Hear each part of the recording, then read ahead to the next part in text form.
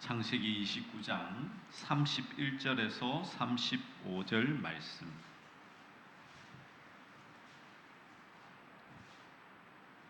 우리 한 절씩 교도하도록 하겠습니다.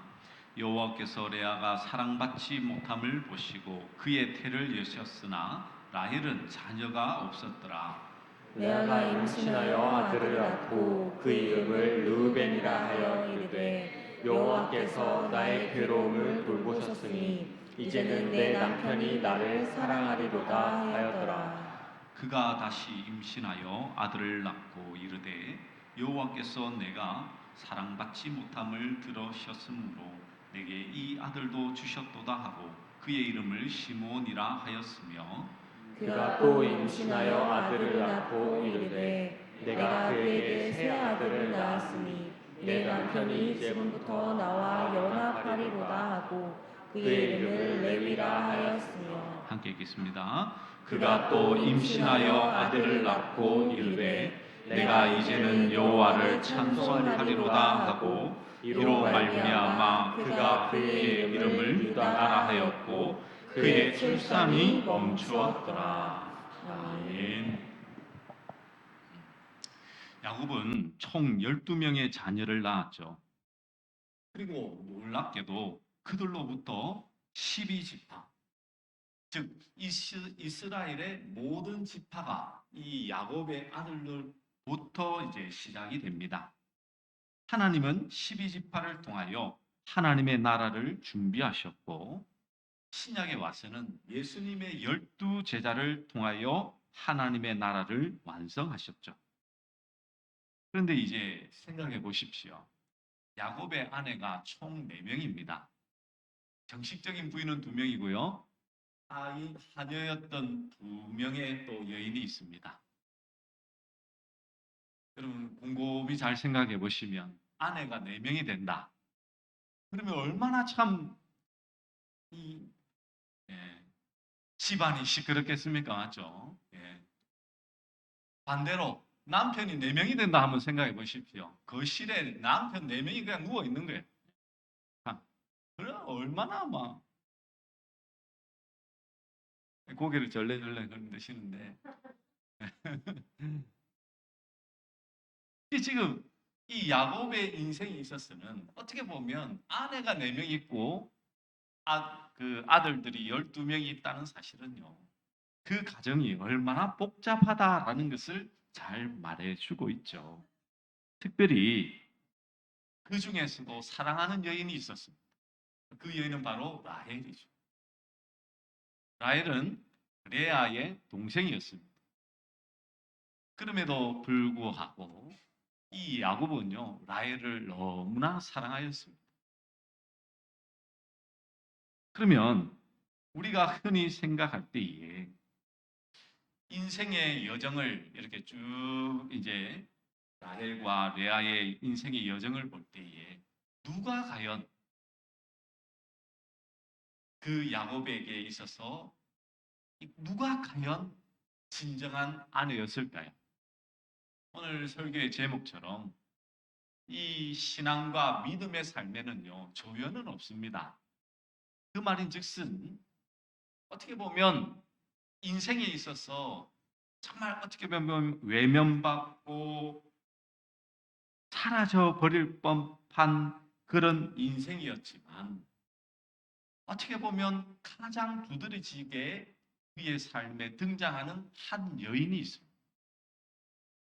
그래서 오늘 말씀을 통하여서 우리의 신앙에 하나님 앞에서의 삶의 조연은 왜 없는지 오늘 주의 말씀을 통해서 분명히 깨달으시고 발견하시고 그 은혜 속에서 살아가는 우리 모든 믿음의 종들 되시기를 간절히 축원합니다. 앞서 말씀드린 바와 같이 레아와 라헬은 아주 갈등이 계속되었겠죠. 특히나 오늘 이 본문이 시작하는 이 9절에서부터 이제 문제는 이제 시작이 되고 있는 것입니다. 31절의 말씀해 보시면 이렇게 말씀하죠. 여호와께서 레아가 사랑받지 못함을 보시고 그의 태를 여셨으나 라헬은 자녀가 없었더라.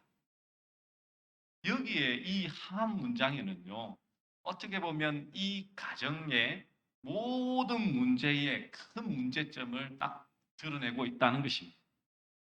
남편은 둘째 부인을 너무나 사랑하는 거예요. 그래서 첫째 부인은 이 레아는 사랑받지 못하였습니다. 그리고 더 큰 문제가 있죠. 사랑받는 라헬은 자녀가 없었습니다. 여러분, 이 당시에만 하더라도 이 자녀는요, 이 가정의 힘이었습니다. 지금은 족장 시대입니다. 나라가 아니에요. 그 말은 지금 내 가족들이 나의 군사력이 힘이에요, 힘. 내 아들이 나를 지켜주고 나를 대신해서 복수해 주는 거. 그게 지금 족장 시대의 삶의 모습인 거예요. 그래서 자녀를 낳아야지만 어떻게 보면 그 가정에서 힘을, 목소리를 낼 수가 있습니다. 남편이 사랑하는 아내는 자녀가 없고요. 남편이 좀 등하신 하는 이 아내는 무엇합니까? 자녀들이 있는 거예요. 그런데 오늘 그 말씀에는 이렇게 말씀합니다. 뭐냐면 여호와께서 레아가 사랑받지 못함을 보시고 그의 태를 여셨으나. 여러분, 여기에서 레아가 하나님으로부터 태의 열매를 받은 조건에 대해서 말씀하고 있는 바가 있나요? 없죠. 레아 자체로 하나님께서 그의 태를 여시는 부분은 없습니다. 하나님께서는 이 창세기 말씀을 통해서 뭐라고 말씀하시냐면 레아가 사랑받지 못함을 보시고 자녀를 주었는데 사랑받지 못하는 것을 보고 주었다는 겁니다.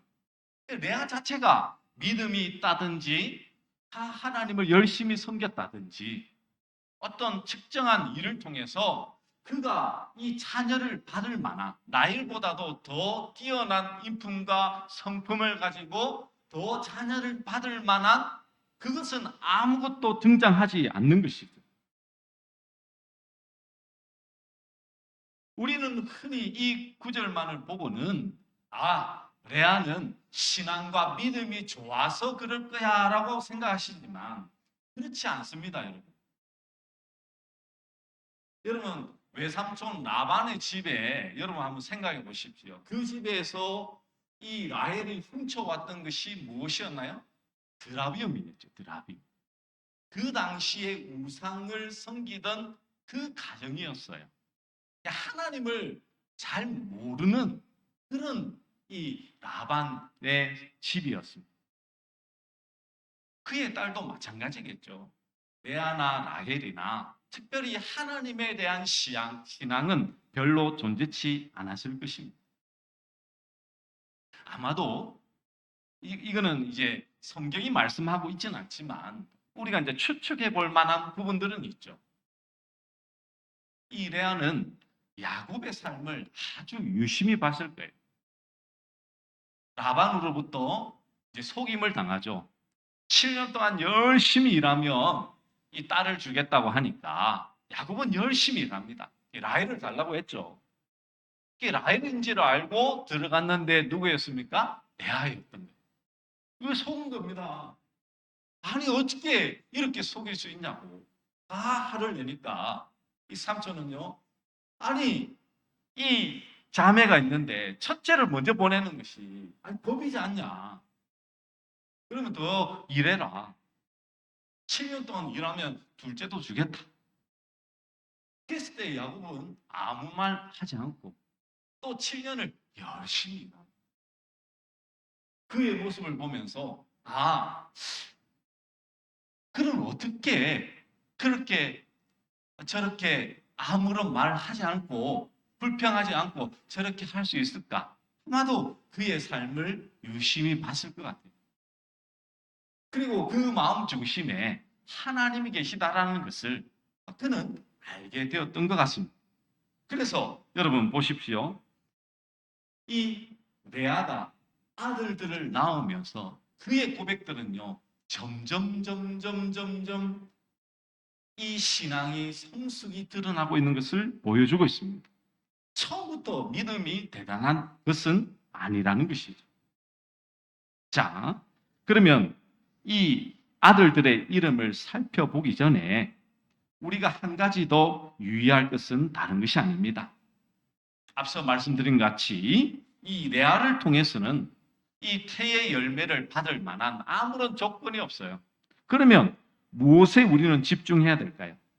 하나님께서 이렇게 돌보신 것에는요, 오직 야곱 때문입니다. 다른 이유는 없어요.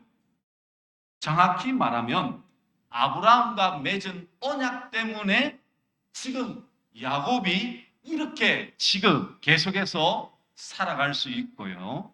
그리고 그의 아내도 태의 열매를 경험할 수 있었던 것입니다.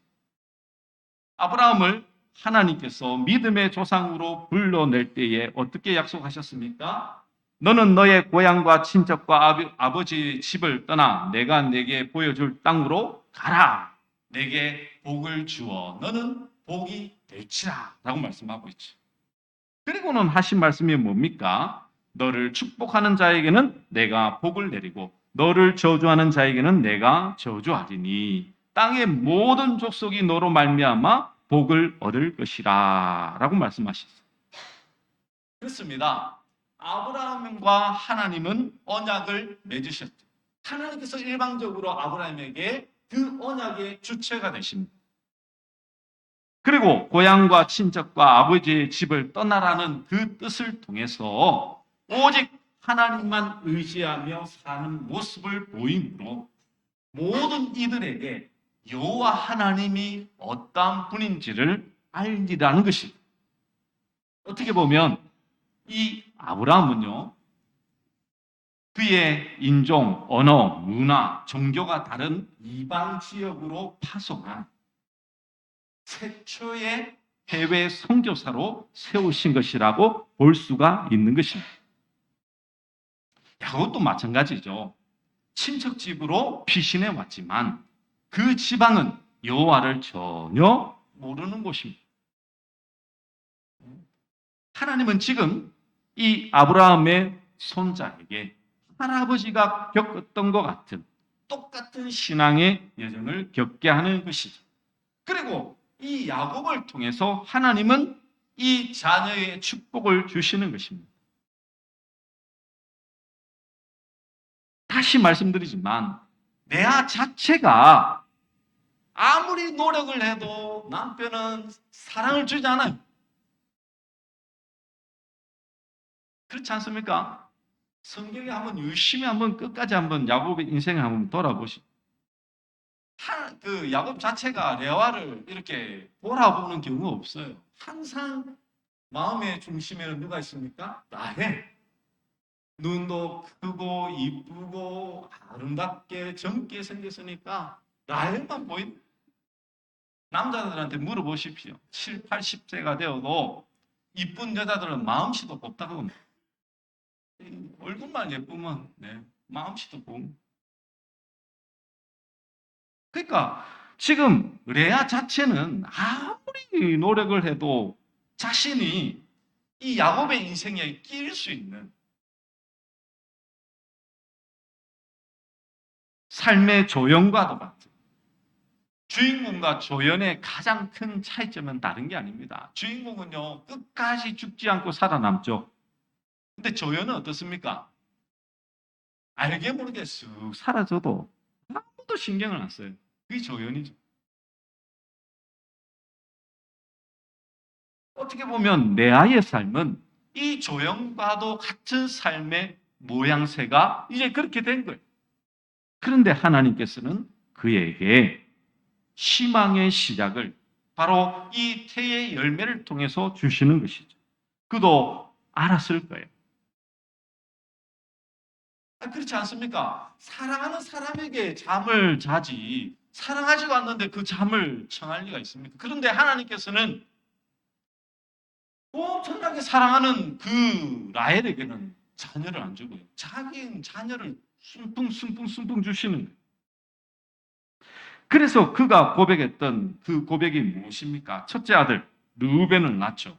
그리고는 뭐라 고백합니까?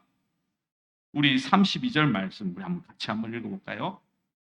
시작. 레아가 임신하여 아들을 낳고 그 이름을 르우벤이라 하여 이르되 여호와께서 나의 괴로움을 돌보셨으니 이제는 내 남편이 나를 사랑하리로다 하였더라. 예, 그렇죠. 이 장남을 놓고는요, 처음부터 라헬만 좋아했던 야곱이 어쩔 수 없이 이 자기를 첫째 이 아내로 인정은 해주지만 마음이 잘 열리지 않는다는 것을 누구보다 잘 알았겠죠. 그런데 여러분 잘 아시겠지만 이 당시만 하더라도 이 장자권 얼마나 중요합니까? 그래서 이 레아에게 첫 아들을 주셨으니 이제 자기도 사랑해 주길 간절히 소망하고 있는 것이에요. 그래서 나의 괴로움을 돌보셨으니 하나님께서 나의 이 마음의 아픔을 뭐 했다는 것입니까? 귀를 기울이고 돌아보셨다는 거예요. 첫째 아들, 이 장자를 주신 만큼 얼마나 소중한 것입니까? 둘째도 줍니다. 둘째 이름은 무엇입니까? 예, 바로 시몬이죠. 시몬. 시몬의 뜻은 여호와께서 내가 사랑받지 못함을 들으셨으므로라는 뜻을 가지고 있습니다. 아직까지는 완전히 야곱의 사랑을 얻은 것은 아닌 것 같습니다. 그래도 자기와 관계를 계속 가짐으로써 부부 사이가 좋아질 기미가 조금씩 보인다는 뜻이죠. 그래서 어떻게 보면 남편의 사랑이 더 확실해지기 위하여 계속해서 뭐하고 있습니까? 하나님을 하고 있다는 것이죠. 그래서 이 레아의 이 아들의 이름들은 항상 하나님이 이 주인공으로 등장하죠. 셋째 아들도 마찬가지입니다. 셋째 아들은요, 바로 레위입니다. 레위의 뜻은 내 남편이 지금부터 나와 연합하리로다 라고 말씀하고 있죠. 아, 목사님, 이 하나님이라는 단어가 없는데요 라고 말을 하시겠지만 여러분, 연합이라는 뜻은 하나님께서 돕는 배필로 아담과 하와를 이 통하여서 가정을 이루어 주셔서 그 가정을 통한 하나님의 연합됨을 우리에게 보여주셨죠. 그래서 남자가 부모를 떠나 그의 아내와 연합하여 둘이 한 몸을 이룰지로다 라고 하신 그 말씀대로 우리가 주 안에서 연합한다는 것은요, 하나님께서 모든 주체가 된다라는 것을 의미하고 있는 것이죠. 그래서 남편이 이제는 연합되어지고 있다. 그 연합의 이 뭡니까? 주체는 누구라고요? 하나님. 하나님께서 아담과 하와를 세우셔서 가정을 만들어 주셨듯이 지금 이 야곱과 레아를 하나님께서 가정으로 만들어 주셔서 아들을 주셨다. 레위라는 그 이름으로 이렇게 드러내고 있는 것이죠. 그리고는 넷째 아들을 이제 낳게 됩니다. 넷째 아들은 우리가 잘 알듯이 바로 유다입니다. 유다의 뜻은 무엇입니까? 내가 이제는 여호와를 찬송하리로다. 여러분, 지금 이 레아의 신앙의 고백이 이 아들들을 통해서 어떻게 이렇게 좀 점진적으로 이렇게 일어나고 있는지가 좀 보이십니다. 처음에는 관심은요, 남편에게 있었습니다. 근데 점점 이 모든 이 아들들의 이 이름의 모든 것들이 어디로 흘러가고 있냐면 하나님으로 초점이 맞추어지고 있죠. 아니, 생각해 보십시오. 넷째를 낳았는데 그 이름을 뭐라고 하냐면 유다라 한다니까요. 그 이름의 뜻은 내가 이제는 여호와를 찬송하리.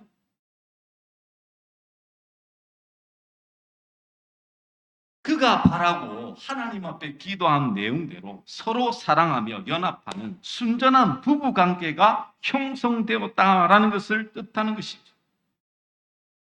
찬송이란 뜻이 무엇입니까? 자기 인생에 베푼 하나님의 은혜의 의미를 정확히 깨달은 자만이 할 수 있는 고백이죠. 하나님께서 행하신 일을 고백하는 것이 찬송이지 않습니까?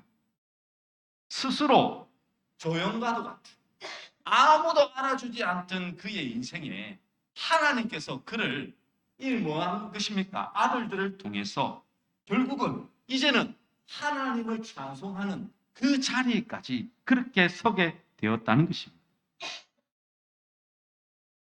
하나님의 권능이 온전히 그의 삶에 임하게 되었다는 것이죠. 우리가 잘 알다시피 이 유다는 바로 예수님의 어떻게 보면 육의 조상이죠. 유다가 장남 르우벤을 대신해서 집안의 장자 노릇을 하게 됩니다.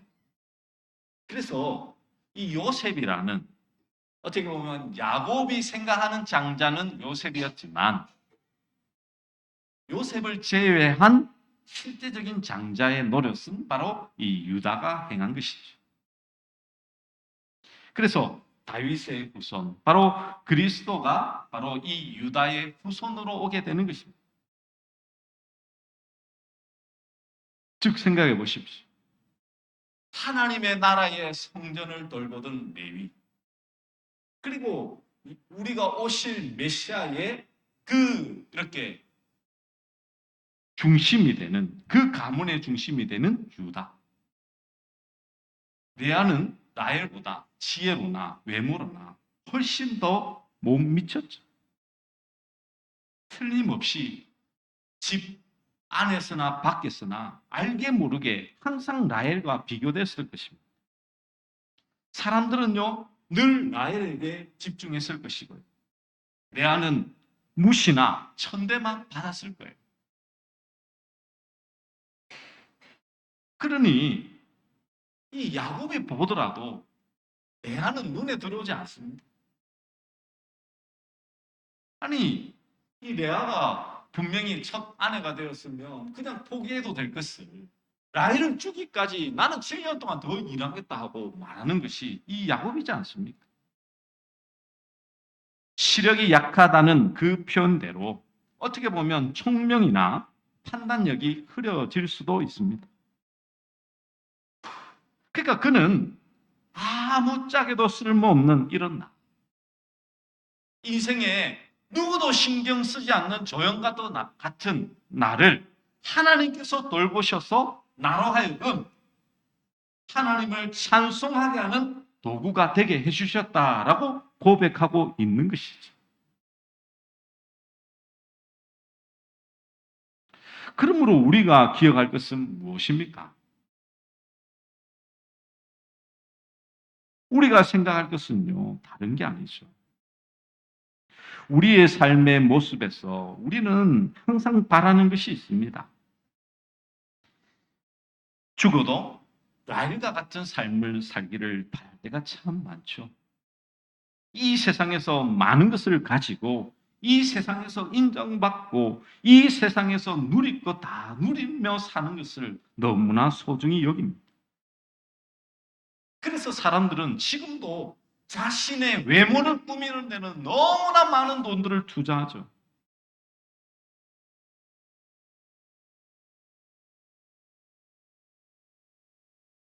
학생들이 고3 방학 되면 제일 많이 하는 게 뭔지 아십니까?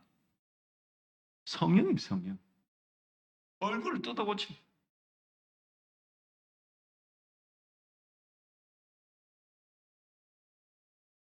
자신의 몸매를 아름답게 만들어서 SNS에 올려서 자신의 그 삶이 다른 사람보다 낫다라는 것을 드러내는 일에 많은 사람들은 그것에 모든 목숨을 걸고 있습니다.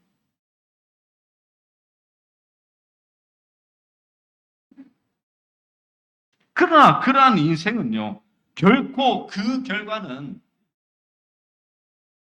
생명이 없는 그 결과를 낳을 뿐인 것이죠.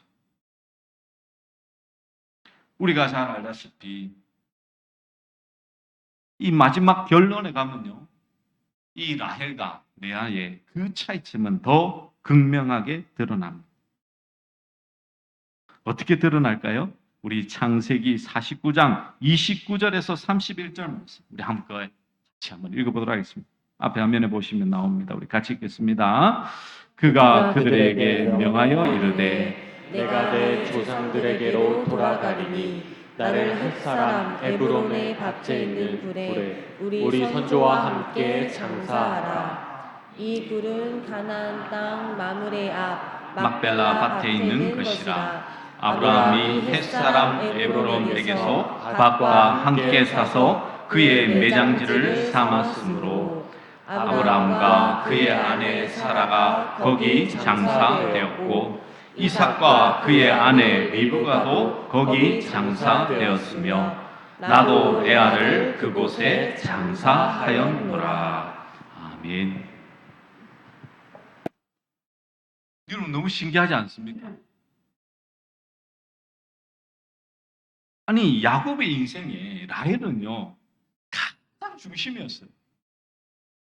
그의 삶에 있어서 이 라헬은 어떻게 보면 그 가정에서부터도 가장 큰 목소리를 냈고요. 그리고 이 라헬의 아들인 요셉을 너무나도 사랑하고 아끼는 만큼 어떻게 보면 그 모든 가정의 중심은 라헬이 이끌어가고 있었던 것 같습니다.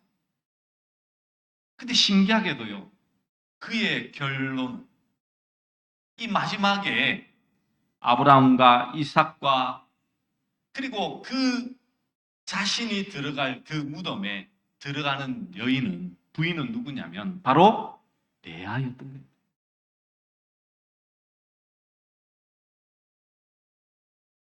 조상에 묻힌 것은요, 사람의 사랑을 받던 라헬이 아니라 사랑받지 못한 레아였던 것입니다.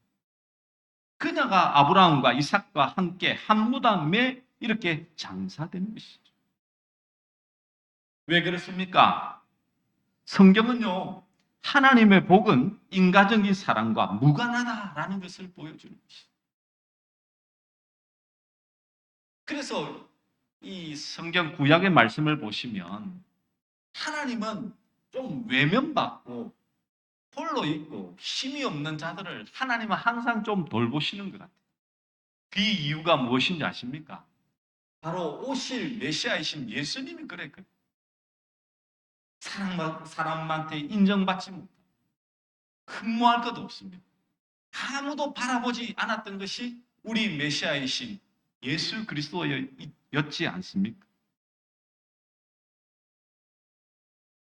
그렇기 때문에 우리는요, 우리가 가진 소유나 인기나 명예 등의 일에 일비해서는 결코 안 되겠죠.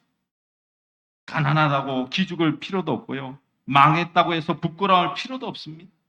못 배웠다고 주눅들 필요도 없고 약하다고 해서 숨어 있을 이유도 없습니다. 내 얼굴이, 내 몸매가 이렇다고 해서 결코 사람 앞에 당당히 못 쓸 이유는 아무것도 없다는 것이죠. 세상은 부자나 세상적으로 성공한 사람이 복받은 사람이라고 말하지만 하나님의 복은 그것과는 전혀 상관이 없습니다. 세상은 자기들이 합의해 놓은 가치라는 것으로 사람들에게 폭력을 행합니다. 돈이 힘이고 권력이 힘이라고 말하지만 하나님은 그렇지 않습니다. 당장 눈에 보일 때는요, 그 힘과 권력으로 말미암아 사람들한테 군림하는 것 같습니다. 그러나 그 결국은 패망의 길로 가게 돼 있는 것이죠. 왜? 하나님께서는 심판주가 되시기 때문인 것입니다. 그러므로 여러분, 우리는 인생에 있어서 돈이, 건세가 우리의 인생에 결코 앞서가서는 안 되겠죠. 성도는 결코 조연이 아닙니다. 그 말인즉슨 내가 주인공이라는 의미는 아니에요. 예수님이 주인공이시. 그런데 우리의 인생에 하나님은요, 우리를 한 번도 잊어버리거나 외면하신 적이 없습니다. 세상은 우리를 알아주지도 않고 외면하고 뭔가 특출난 것이나 있는 것으로 인하여서 띄워주기를 이렇게 하지만 하나님은 그것으로 하시는 분이 아니라고. 성도는 주신 이도 하나님이시요 거두어가시는 이도 하나님이시니 이 모든 상황 가운데 자족하며 주의 뜻을 따르겠습니다 라고 고백하는 자들의 참된 모습이라는 것을 우리는 잊지 말아야 되겠죠. 그래서 여러분, 성도의 복은요, 상황이나 처지나 소유에 근거하지 않습니다. 오직 하나님의 긍휼 안에 있는가 아닌가로 판단할 수 있는 것이죠. 지금 내게 중요한 것은요, 예수 그리스도와 관계가 있는, 연합했는, 그리스도를 믿는 참된 믿음 안에 있느냐, 이것이 가장 우리의 인생의 복이라는 사실을 우리는 결코 잊지 말아야 될 것입니다. 그냥 보십시오, 여러분. 레아의 삶을 통해서 누가 이 마지막 야곱의 이 무덤에 레아가 들어갈 줄 누가 예상하기나 할 수 있었겠습니까? 근데 그 결국은 라헬이 아니었어요. 아무리 사람이 그를 인정한다 하더라도 하나님이 인정하시지 않으면 그 결론은 결코 될 수 없다라는 것을 이 레아의 삶을 통해서 분명히 보여주고 있다는 것을 우리는 잊지 말아야 되겠죠. 그러므로 경기가 어렵다고 낙심하지 마십시오. 생활이 힘들다고 푸념을 늘어놓지도 마십시오. 나는 왜 이렇게 늘 재수가 없냐라고 원망하지도 마십시오. 그런 환경과 처지와 상황과 아무런 관계없이 우리 하나님의 긍휼하심과 그 은혜를 바라본다면 우리는 결코 세상의 조연이 아니에요. 하나님이 기억하셔서 하나님의 그 편에 의하여서 쓰여진, 분명히 하나님께서 들으셔서 나를 사명자로 이 땅에서 사용한다는 사실을 매일의 삶 가운데 잊지 마셔서 오늘도 주님과 늘 동행하는 그 은혜, 그 복을 누리며 살아가는 우리 모든 믿음의 종들 되시기를 간절히 축원합니다. 우리 나의 한섬을 바꾸셨네. 우리 함께 찬양하도록 하겠습니다.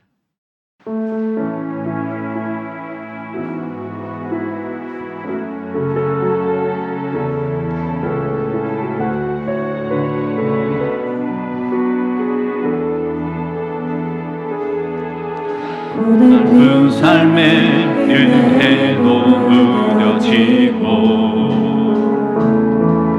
못 사라질 곳에 내 맘 두네. 헛되고 헛된 것들을 바라보며 그 은혜를 놓치며 살았네. 주어진 삶을 묵묵히 살아가며